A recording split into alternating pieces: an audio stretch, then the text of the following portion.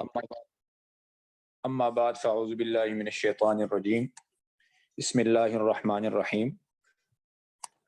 پہلے الف لام میم سے ذرا ترجمہ دیکھیں ایک دو آیتوں کا، پھر اس کے بعد انشاءاللہ جہاں سے سبق پڑھانا ہے وہیں سے ترجمہ ہوگا۔ بعض عربی پہلے سے گزر چکا، بعض عربی جہاں بھی آئے گا ہم اس کا ترجمہ کریں گے ساتھ۔ بعض عربی کے معنی ساتھ، اسم کے معنی نام، اسم نام، جیسے کہتے ہیں نا آپ کا نام کیا ہے، تو عربی میں کہتے ہیں مسمک، آپ کا نام کیا ہے؟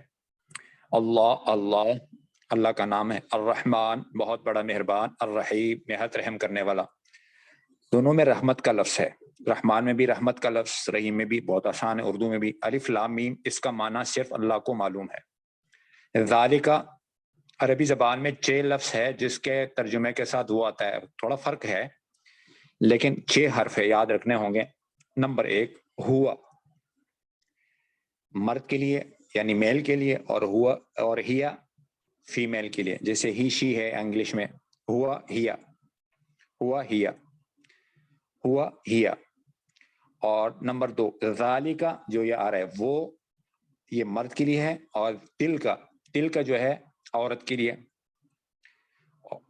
4 ہو گئے، 4 حرف، ذالک اور تل کا۔ اور ایک الذی وہ، اللتی وہ، الذی مرد کے لیے اور اللتی عورت کے لیے، یہ 6 حرف ہے۔ تو اس میں سے ایک ذالک ہے وہ، لیکن دور جو ہو نا اس کے لیے اشارہ کیا جاتا ہے ذالک سے، ذالک وہ۔ الکتاب کتاب، لا نہیں، لا نہیں، لا نہیں، جیسے کلمہ لا الہ الا اللہ میں لا ہے، نہیں کوئی معبود، لا کے معنی نہیں۔ اور الکتاب ریب کے معنی شک، ریب شک، ریب شک۔ فیہ کا پورا ترجمہ ہے اس میں، فیہ اس میں، یہ میں جو ترجمہ ہے یہ فی کا ہے۔ فی جہاں بھی آئے گا فا یا زیر فی، اس کا معنی ہے میں، اور ہی کے معنی اس۔ ہدن ہدایت، ہدن ہدایت، لی کے لیے، المتقین تقوی والوں کے لیے۔ ذالک کے معنی وہ، الکتاب کتاب، لا کے معنی نہیں، ریب کے معنی شک، فی کا معنی میں، ہی کا معنی اس، ہدن ہدایت، لام زیرلی، للمتقین میں لام زیرلی، اس کے معنی کے لیے۔ انگلش میں جو آتا ہے نا FOR، اسی کا معنی دیتا ہے یہ لام زیرلی، کے لیے، المتقین تقوی والوں کے لیے۔ ایک آیت یہاں سے ہو گیا۔ اب آگے دیکھیں آیت نمبر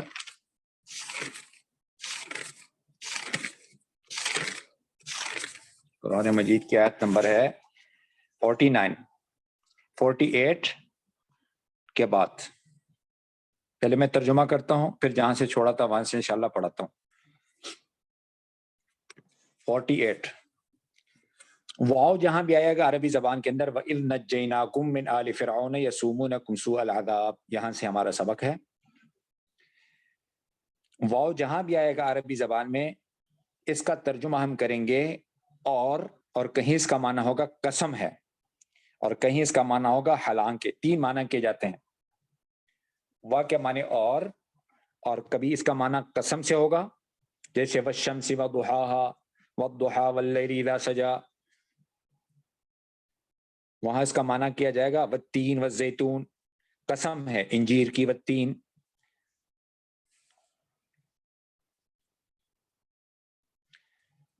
وا کے معنی اور، اس کے معنی جب، نجینا ہم نے نجات دی، نجینا ہم نے نجات دی، نجی نجات دی نہ ہم نے، نجی نجات دی نہ ہم نے۔ اذ کے معنی جب، اذا کے معنی جب، لما کے معنی جب، 3 لفظ ہے۔ اذ کے معنی جب، لما کے معنی جب، اذا کے معنی جب۔ نجی نجات دی، نون الف زبرنا ہم نے، اس کا نون الف زبرنا کا معنی ہم، ہمیں، ہم نے۔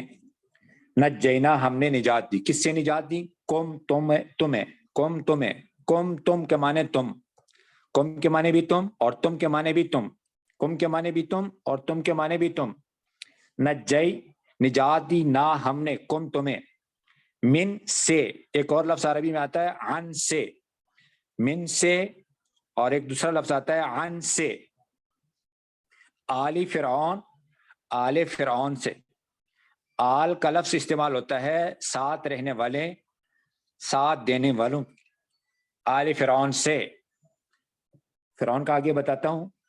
یسومونکم، یسومونکم کے اصل معنی ہے کسی چیز کی طلب میں لگ جانا. سوم کے معنی سین واو میم کے معنی ہیں کسی چیز کی طلب میں نکلنا، جدھر منہ ادھر اٹھے جانا اور کسی کے ساتھ چمٹے رہنا. یسومونکم، وہ دکھ دیتے تھے، تکلیف دیتے تھے، ایسا تکلیف جو تمہارے ساتھ چمٹا رہا. یسومونا، وہ تکلیف دیتے تھے، دکھ دیتے تھے، کم تمہیں، کم تمہیں. پھر آ گیا نجیناکم میں بھی کم آ گیا، یہاں بھی کم آ گیا. سوء برا، العذاب عذاب، سوء العذاب برا عذاب، سوء برا، العذاب عذاب. وہ کیا تھا؟ یذبحون، وہ ذبح کرتے تھے، وہ لوگ ذبح کرتے تھے. آپ یوں سمجھیں جب یا شروع میں ہو تو وہ ورب ہوتا ہے، اور واو آخر میں ہو اس کے بعد کبھی نون ہوگا کبھی نہیں ہوگا، تو یہ جمع سے ترجمہ کیا جاتا ہے. یذبحون، وہ لوگ ذبح کرتے تھے. یصومون، یہ بھی ورب ہے، شروع میں یا آ رہا ہے، اور فعل ہے، شروع میں یا آ رہا ہے، اور اس کا معنی وہ لوگ دکھ دیتے تھے. ابناء، بیٹے، ابن کی جمع ہے، جہاں بنی اسرائیل میں ہم پڑھ چکے ہیں، یہ بھی اس کی جمع ہے. ابنا بھی جمع اور بنی بھی جمع، ابن بیٹا.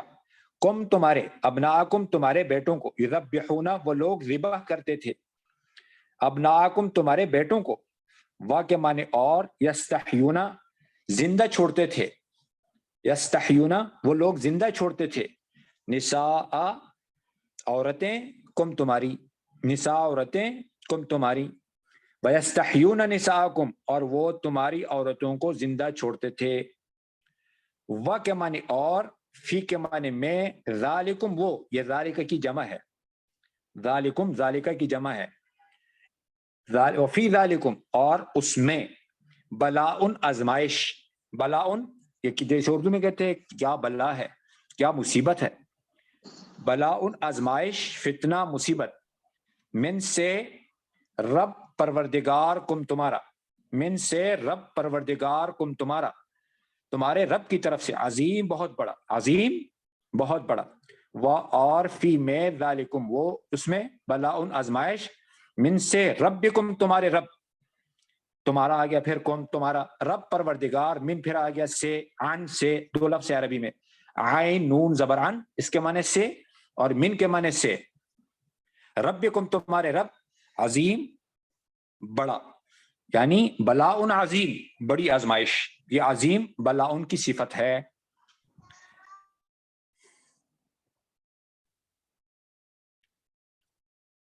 دوبارہ ایک دفعہ پھر ترجمہ کرتا ہوں. وا کے معنی اور ہے، اذ کے معنی جب، نجینا ہم نے نجات دی، کن تمہیں، من آل فرعون آل فرعون سے، یسومونکم وہ تمہیں دکھ دیتے تھے، تکلیف دیتے تھے، یعنی ان کا تکلیف تمہارے ساتھ چمٹا ہوا تھا. سوء العذاب برا عذاب.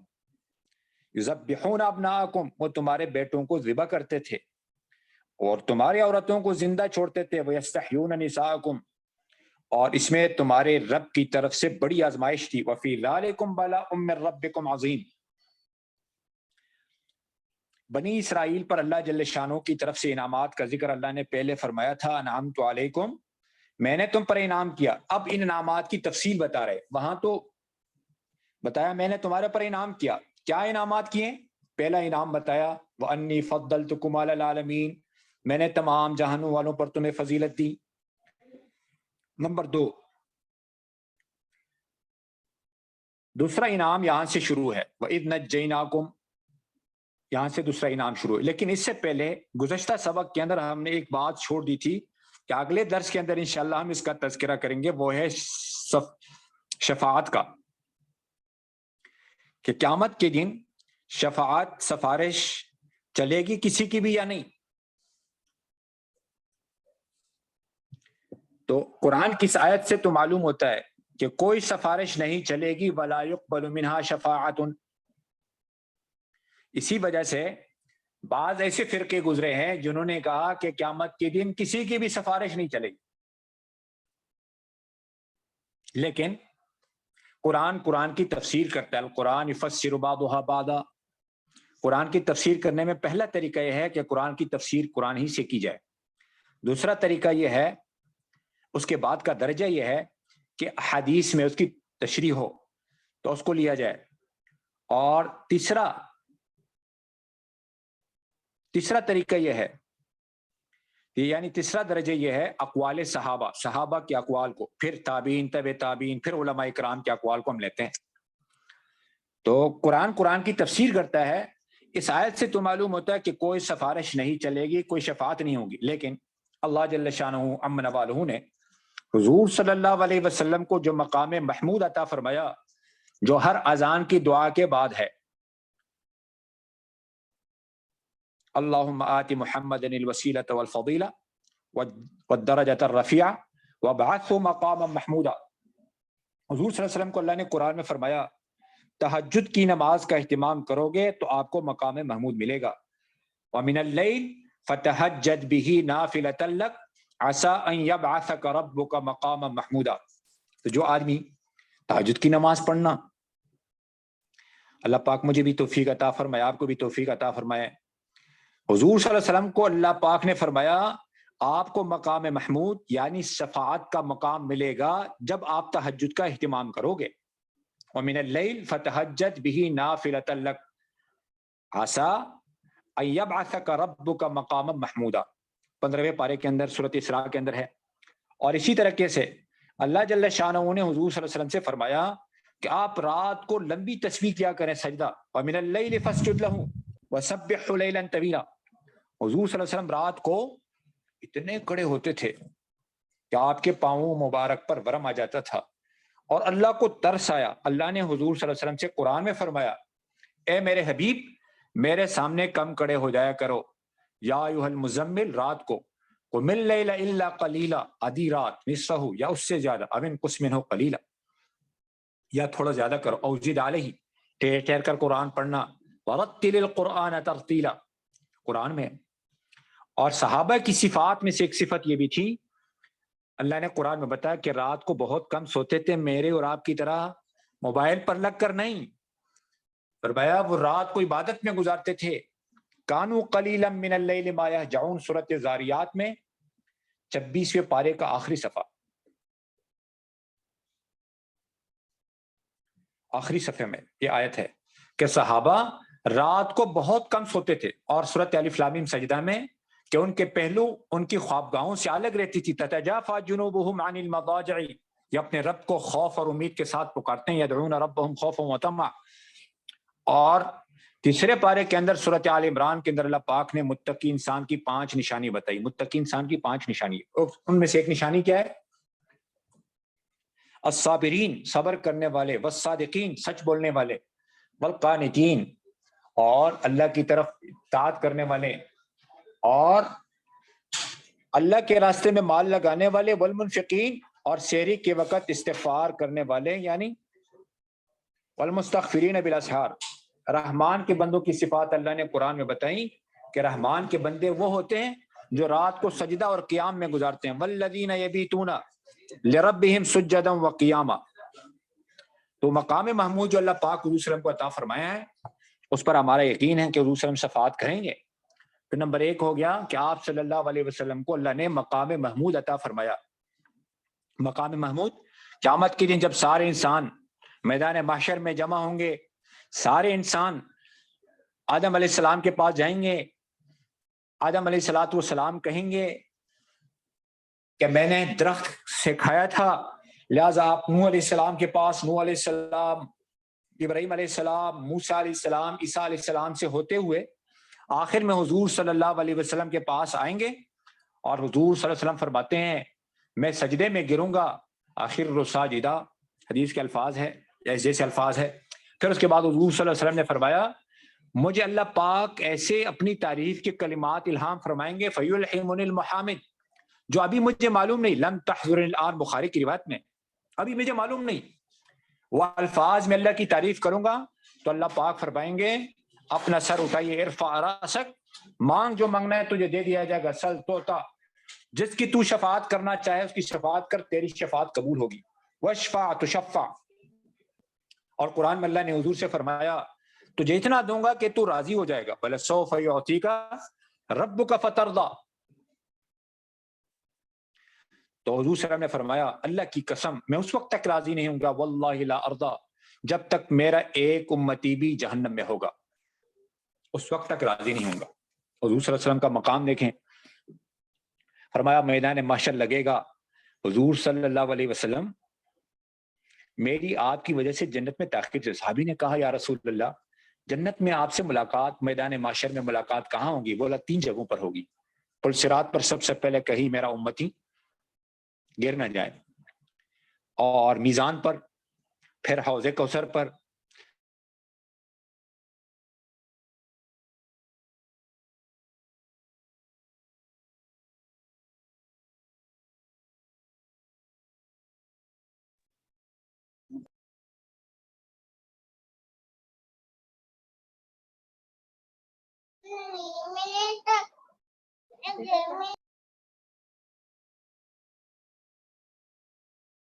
اور اچھا بنے کیسے بنے گا اچھا؟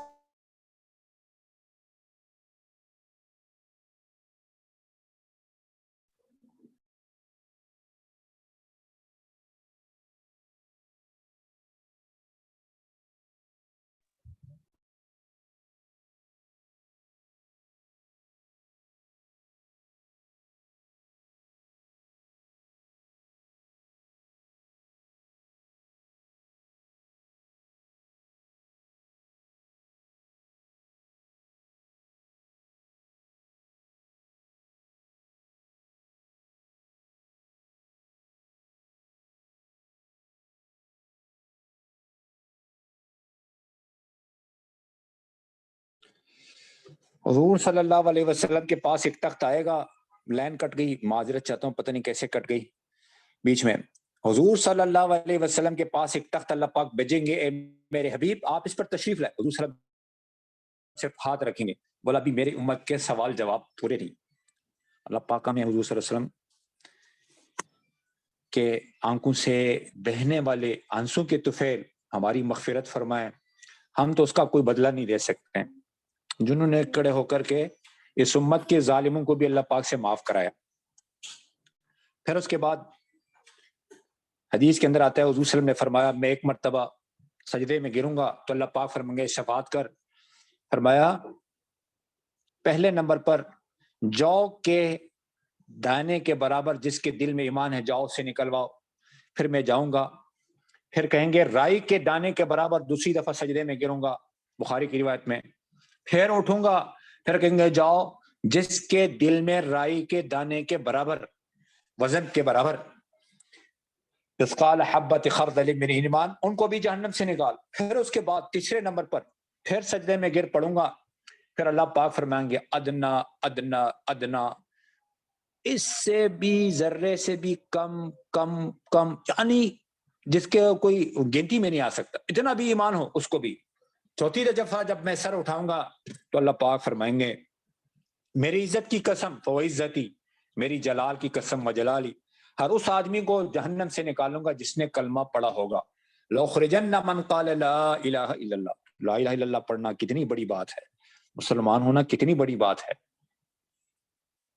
جس نے ایک دفعہ بھی کلمہ پڑھا ہوگا نا، وہ بھی ضرور بضرور دل سے اللہ کو مانا ہوگا، زبان سے اس کا اقرار کیا ہوگا، وہ بھی ضرور بضرور جنت میں جائے گا جہنم سے نکل کر۔ تو اللہ پاک نے مقام محمود عطا فرمایا حضور صلی اللہ علیہ وسلم کو، فرمایا اس امت کے بڑے فضائل میں نے اس دن بتائے تھے، 31 فضائل ہے، کسی موقع پر بتاؤں گا۔ اور حضور صلی اللہ علیہ وسلم نے فرمایا میں اس وقت تک راضی نہیں ہوں گا جب تک میرا امتی بھی جہنم میں ہوگا۔ تو شفاعت ہوگی، قرآن میں جگہ جگہ اس کا ذکر ہے۔ ایک جگہ ذکر ہے آیت الکرسی میں، اللہ لا الہ الا هو الحی القیوم لا تاخذہ سنۃ ولا نوم، من ذا الذی، کون ہے وہ، یشفع، جو شفاعت کر سکے اس کے سامنے، عندہ، مگر اس کی اجازت سے، الا باذنہ، اللہ کی اجازت کے بغیر کوئی سفارش نہیں چلے گی، اللہ کی اجازت ہوگی تو چلے گی، آیت الکرسی کے اندر ہے۔ اور اسی طریقے سے سورۃ الف لام میم سجدہ کے اندر ہے، یدبر الامر ما من شفیع الا من بعد اذنہ۔ اور ایک اور جگہ ہے کہ فرشتے شفاعت کریں گے جس کے لیے اللہ چاہیں گے، ولا یشفعون الا لمن ارتضى۔ اور سورۃ نبا کے اندر ہے، لا یتکلمون الا من اذن له الرحمن، جس سے رحمان اجازت دیں گے وہی بول سکے گا اور وہ ٹھیک بات کرے گا، وقال صوابا۔ اور کوئی شفاعت کا مالک نہیں بنے گا مگر جس کا کے ساتھ رحمان نے وعدہ کیا. لا یملکون الشفاعت الا من اتخذ عند الرحمن عہدا. اس دن کوئی سفارش کام نہیں آئے گا, کوئی فائدہ نہیں دے گا. قرآن کی ایک اور آیت ہے یومئذ لا تنفع الشفاعت, مگر جس سے رحمان اجازت دے, الا من اذن له الرحمن. تو شفاعت ہوگی اللہ کی اجازت سے, اللہ کے امر سے. فرشتے بھی شفاعت کریں گے, سفارش کریں گے, حضور صلی اللہ علیہ وسلم بھی شفاعت کریں گے, علماء بھی کریں گے, شہداء بھی کریں گے, اور اسی طریقے سے جو بچے مر جاتے ہیں نابالغ وہ بھی والدین کی شفاعت کریں گے. حافظ بچے بھی, ایسے 10 آدمیوں کو جن کے لیے جہنم واجب ہو چکی ہے, حافظ بچہ سب کو لے جاتا ہے اپنے خاندان میں سے. تو اس کے بڑے فضائل ہیں انشاءاللہ اپنے موقع پر جب موقع آئے گا.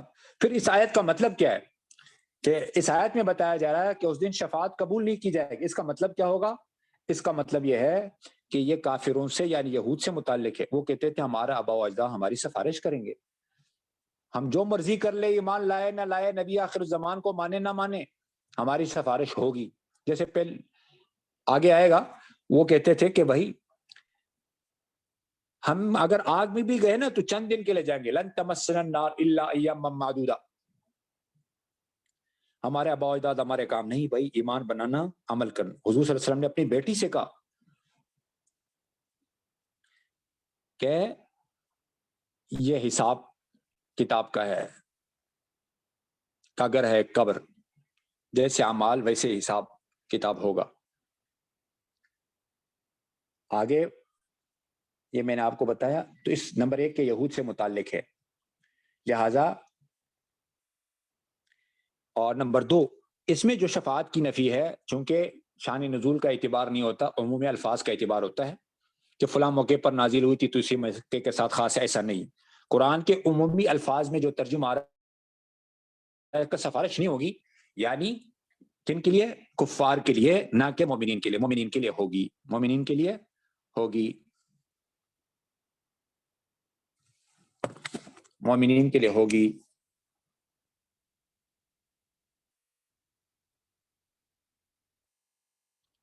اور نمبر 2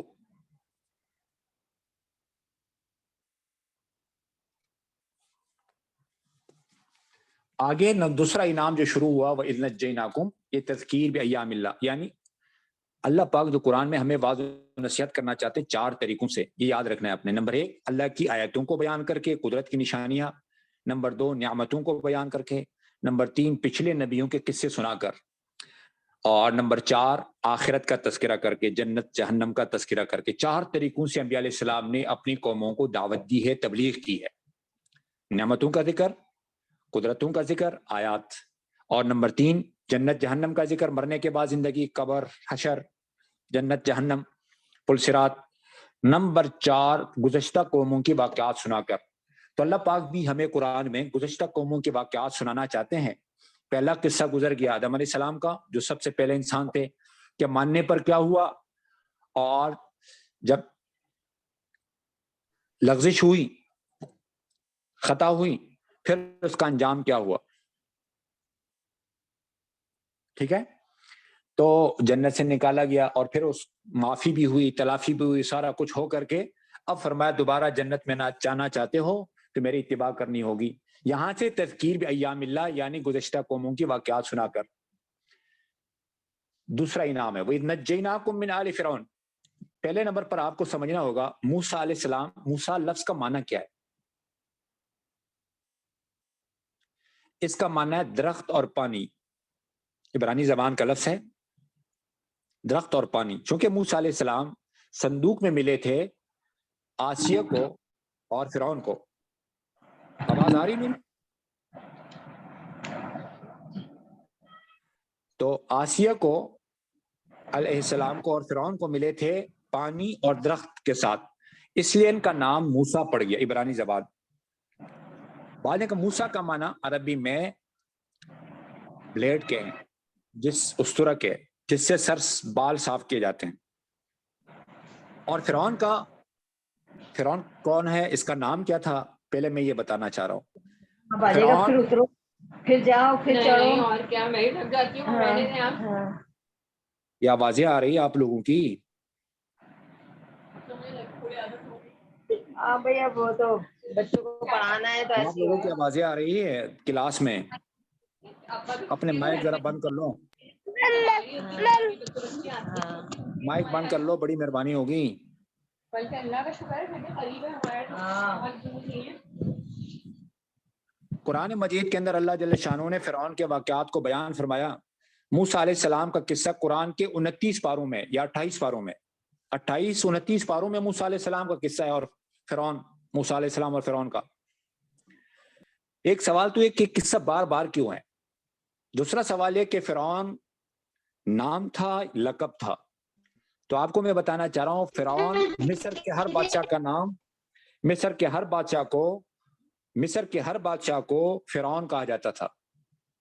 جیسے فارس کے بادشاہ کو کسرا، یمن کے بادشاہ کو تبع، اور روم کے بادشاہ کو قیصر اور ہرقل کہا جاتا تھا۔ تو اسی طرح فرعون مصر کے بادشاہ کا لقب ہوتا تھا، اس کا نام ہوتا تھا، جیسے ہمارے یہاں وزیر اعظم ہے، نام کوئی بھی ہو۔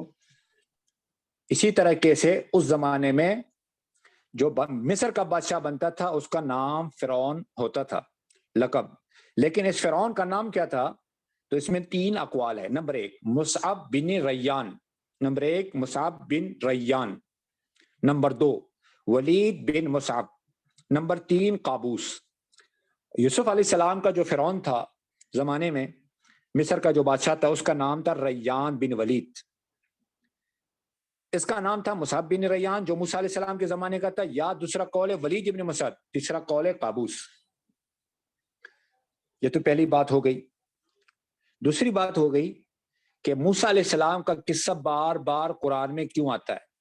اتنا زیادہ اللہ نے تکرار کیوں کیا قرآن میں 28 پاروں میں؟ اس کی وجہ کیا ہے؟ اس کی وجہ اس امت کو یہ بتانا چاہتے ہیں کہ ایک مسلمان کی ترقی کا راستہ اور ہے، کافر کی ترقی کا راستہ اور ہے۔ مسلمان کی ترقی کا راستہ یہ ہے کہ آپ ایمان بناؤ، اللہ کی مانو، اور حضور صلی اللہ علیہ وسلم کی اطاعت پر چلو گے تو ترقی کر جاؤ گے۔ بنی اسرائیل کو آپ جب بھی ترقی پر دیکھیں گے، اس کی ترقی کا راستہ ایمان اعمال ہے۔ جب بھی ایمان اعمال پر آئے اوپر چلے گئے، سب سے اوپر رہے۔ جب انہوں نے ایمان اعمال میں کمی کی، اللہ کی ماننے میں، نبی کی اطاعت میں کمی کی، تو یہ نیچے گئے، ذلیل خوار ہوئے۔ اور کافروں کی ترقی کا راستہ ملک، مال، اسباب، وسائل ہے۔ مسلمان اس راستے سے نہ کبھی ترقی کر سکتا ہے نہ کرے گا۔ اس لیے بار بار سمجھایا جا رہا ہے ہمیں اور آپ کو، مسلمانوں کو، لیکن ہم سمجھتے نہیں۔ حالات میں رخ ہمارا مخلوق کی طرف جا رہا ہے، اللہ کی طرف نہیں جا رہا ہے۔ یہ حالات لانے والا حکومت نہیں، حکومت۔ اس لیے حدیث میں فرمایا اپنے حکمرانوں کو برا بلا مت کہو، ان کے دل میرے ہاتھ میں ہیں، تو میری طرف آؤ، میں ان کے دلوں کو تمہارے لیے نرم کر دوں گا۔ ورنہ کئی حدیثوں میں ہیں، میں آپ کو سنانے لگ جاؤں کہ ایسے ظالم بادشاہوں کو تم پر مسلط کر دوں گا جو تمہاری بڑوں کی تعظیم نہ کریں، تمہارے چھوٹوں پر رحم نہ کریں۔ آپ ذرا سوچیں، بنی اسرائیل انبیاء کی اولاد ہے، ہم تو انبیاء کی اولاد نہیں ہیں۔ ہمارے جو ہندوستان کی تاریخ گزری ہے اس میں کہ وہ آج تک ہمارے اندر ہندوؤں کی رسم و رواج ہیں، باپ دادا نے پتہ نہیں کس چیز کی پوجا کی ہے، یعنی پردادا سکردادا کی طرف آپ چلے جائیں۔ ہاں، صحابہ آ کر کے ہم مسلمان ہوئے بعد میں، ہماری ایک تاریخ ہے۔ لیکن ایک بات آپ کو بتانا چاہ رہا ہوں کہ پہلے نمبر پر یاد رکھنا، بنی اسرائیل کے واقعات قرآن میں اتنی بار بار کیوں ہے؟ ایک سوال ہو گیا، اس کا جواب میں نے بتایا ہمیں سمجھانے کے لیے۔ ایمان عمل بناؤ گے، اللہ کی بات مانو گے، دین پر چلو گے، اسلام کو اپناؤ گے، جیسے بنی اسرائیل نے ترقی کی ایسے ہوگا۔ نہیں تو ایسے بادشاہ مسلط ہوں گے جو میں تمہیں پیٹتے جائیں گے، تمہارا قتل عام ہوگا۔ آج پوری دنیا میں مسلمانوں کا قتل عام ہو رہا ہے، اللہ کو کوئی پرواہ نہیں، اللہ کو کوئی پرواہ نہیں۔ کتنے ہم مدد کی دعائیں مانگے، کتنے اللہ سے التجائیں کر لیں، آج ہماری مدد ہو نہیں رہی۔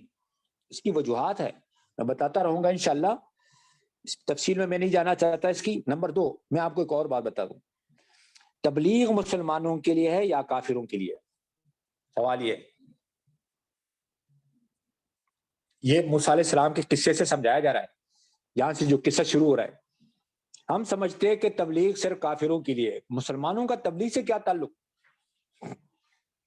موسیٰ علیہ السلام نبی ہے، ایک وقت میں بنی اسرائیل جو مسلمان ہیں اس پر بھی محنت کر رہے ہیں، اور ایک وقت میں فرعون جو کافر ظالم بادشاہ ہے جس نے خدائی کا دعویٰ کیا انا ربکم الاعلی، میں تم سب کا بڑا رب ہوں، میں تم سب کا نظام چلانے والا ہوں، اس کو بھی موسیٰ علیہ السلام دعوت دے رہے ہیں ایمان کی، کافروں کو بھی دعوت دے رہے ہیں، بنی اسرائیل پر بھی محنت کر رہے ہیں۔ بنی اسرائیل پر کیا محنت کر رہے ہیں؟ اللہ سے مانگو، یا قوم استعینوا باللہ، نمبر 2 صبر کرو، وصبروا، نمبر 3 توکل والی زندگی بناؤ، وعلی اللہ فتوکلوا ان کنتم مسلمین، سب قرآن میں۔ نمبر 4 نمازوں کو قائم کرو، اپنے گھروں کو قبلہ بناؤ، اجعلوا بیوتکم قبلہ واقیموا الصلاۃ، اور بولا ساتھ ہی خوشخبری سناؤ، یہ 4 کام کرو بس۔ یہ نہیں بولا اسلحہ بناؤ، پارٹیاں بناؤ، حکومتیں لو، انتخابات لڑو ان کے ساتھ، جب تمہارے ہاتھ میں حکومت آ جائے گا ان کی پٹائی کر لو گے۔ نہیں، ایسا کچھ نہیں بتایا اللہ نے۔ اللہ نے بتایا میرے بن جاؤ، کیونکہ ملک دینا تو تل ملک من تشاء وتنزع الملک ممن، جس سے چاہے بادشاہ دے، جس سے چاہے چھین لے۔ پہلے گزر چکا ایک درس میں، دوبارہ انشاءاللہ دہرائیں گے جب موقع آئے گا۔ تو تبلیغ صرف کافروں کے لیے نہیں، تبلیغ مسلمانوں کے لیے بھی ہے۔ ہم یہ سمجھے تبلیغ صرف کافروں کو کی جاتی ہے۔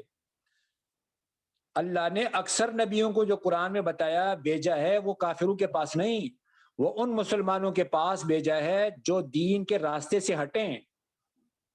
بگڑی ہوئی امت مسلمہ کی طرف اللہ پاک نے اکثر انبیاء علیہ السلام بھیجے ہیں ان کو لائن پر لانے کے لیے، کیونکہ جب بھی مسلمانوں نے دین کو چھوڑا اللہ نے ظالموں کو مسلط کیا، غیروں کو مسلط کیا، یہود و نصارہ کو مسلط کیا۔ آج بھی مسلط ہے، ایسا نہیں کہ آج مسلط نہیں، آج بھی ہم ان کے غلام بنے ہوئے۔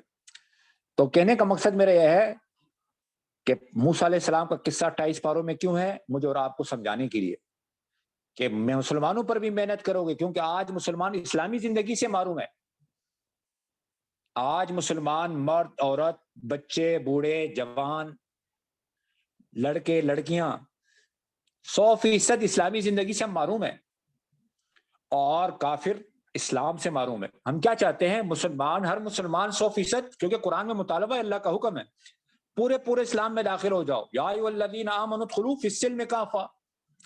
آدھا تیتر آدھا بٹیر نہیں چلے گا کہ بعض کو مانیں گے بعض کو چھوڑ دیں گے، نؤمن ببعض ونکفر ببعض، یہ بنی اسرائیل کا مزاج تھا۔